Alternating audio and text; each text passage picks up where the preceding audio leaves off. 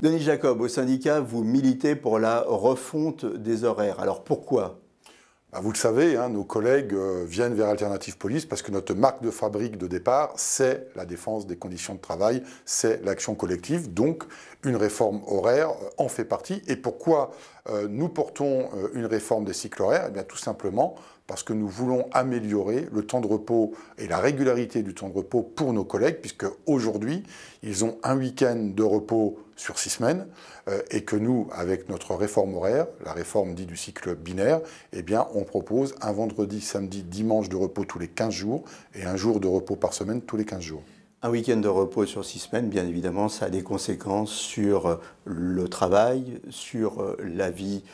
privée, la vie affective, la vie sociale. C'est ça le problème. Oui, le problème du cycle horaire actuel a des conséquences, il ne faut pas le nier, ça a été établi sur les risques psychosociaux et ça peut expliquer aussi toutes ces vagues, malheureusement, de suicides que nous connaissons depuis plusieurs années, et notamment depuis la mise en place de ce cycle qui a été instauré en 1997. Donc aujourd'hui, on a fait le tour. Aujourd'hui, il faut changer. Et Alternative Police a fait une proposition en janvier 2019 que de mettre en place en expérimentation un cycle horaire, le cycle binaire, c'est un cycle de 12 heures,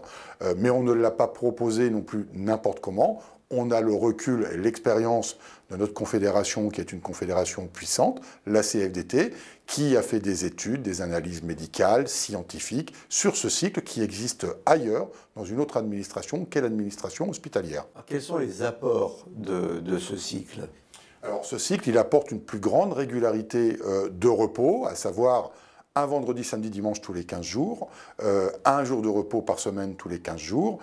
et ça permet donc à nos collègues d'avoir une vie familiale, sociale beaucoup plus régulière et un temps de repos beaucoup plus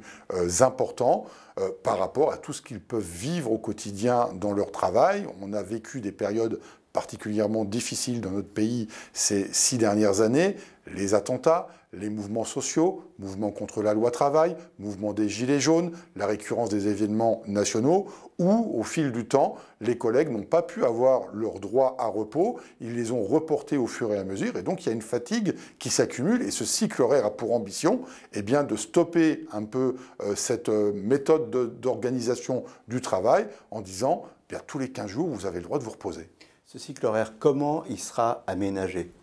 Alors bien évidemment, quand on parle de 12 heures de vacation continue, tout de suite, on a une montée au créneau en disant « mais c'est impossible de travailler 12 heures sur la voie publique ». Oui, je le confirme, c'est impossible de travailler 12 heures en continu sur la voie publique. C'est sur l'étude qui a été conduite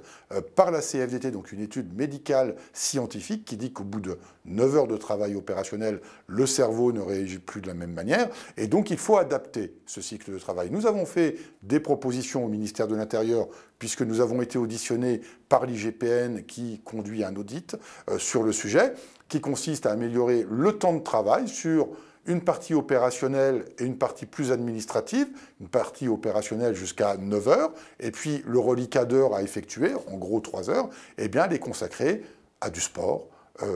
aux séances de tir, à la formation continue, à des tâches administratives, avec une articulation interne des effectifs pour que pendant que les uns sont en opérationnalité, les autres sont pris sur d'autres missions annexes et, dans tout ça, adapter aussi, parce que c'est recommandé médicalement,